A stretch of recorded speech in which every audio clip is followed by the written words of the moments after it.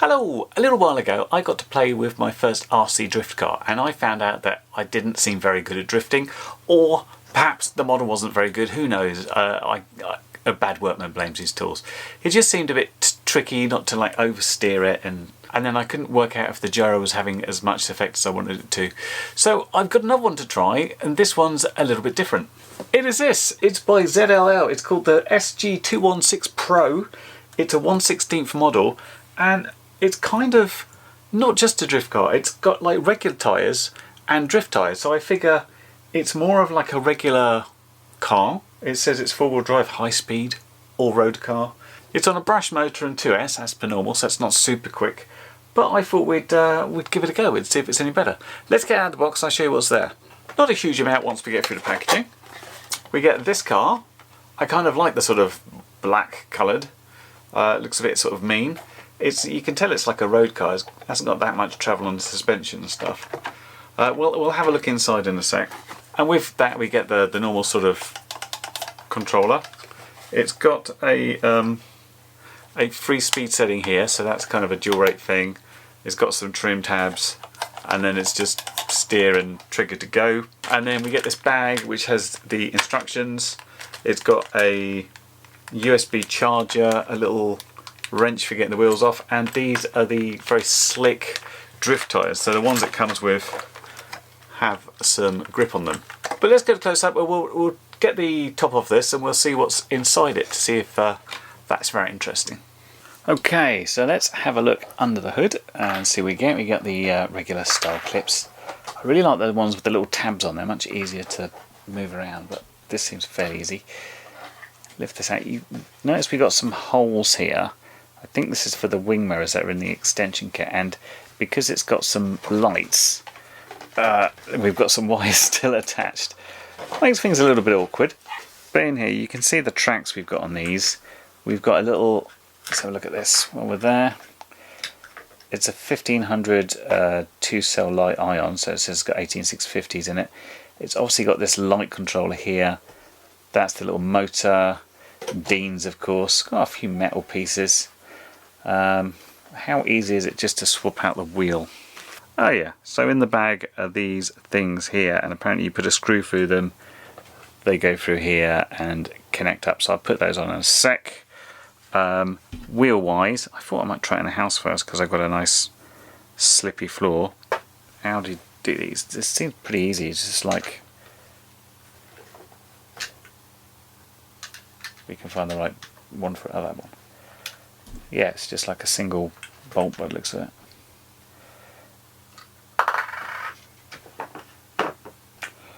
New one goes on.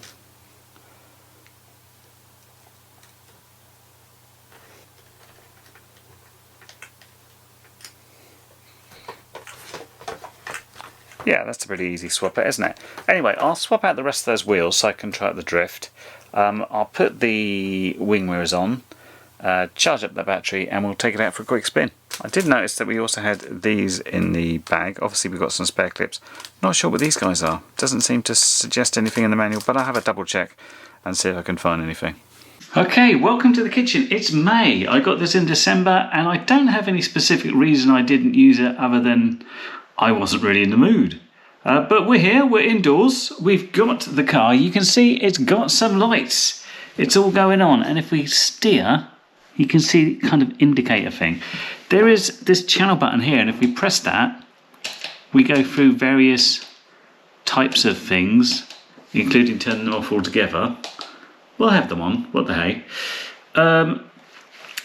The steering dual rate here is quite interesting. If we look at the amount of travel we've got, if I turn the dual rate all the way down and we have a look, we've got that much. And if I turn it up,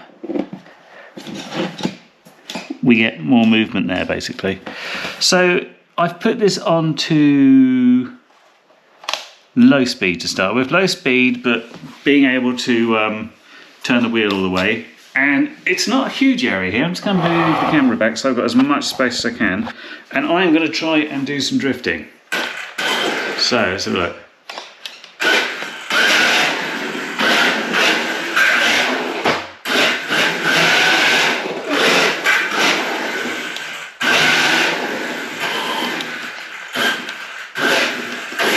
maybe I need a little bit more. I'm going to go on to speed number 2, or medium as it calls it, which is better. It's very loud.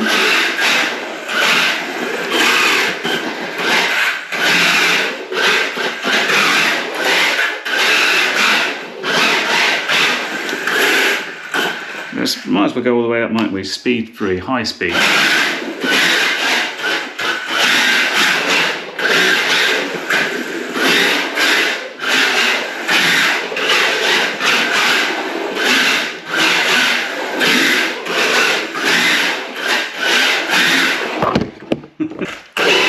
Now, one interesting thing about this is it doesn't have a gyro.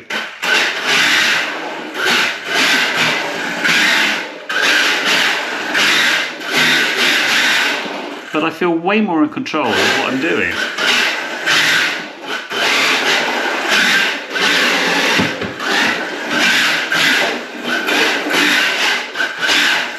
I'll try and use this corner as my reference and see if we could do something that looks like we know what we're doing.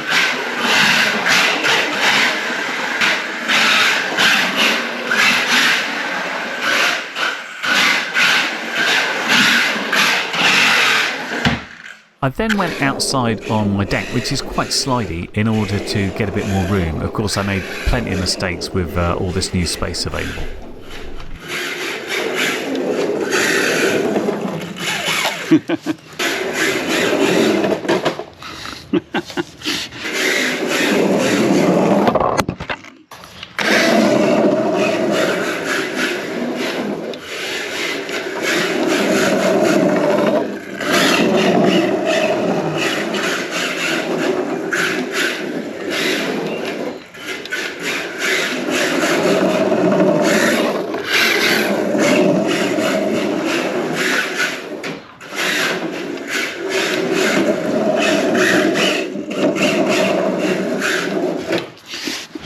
Going for a bit of a raised situation so you can see better.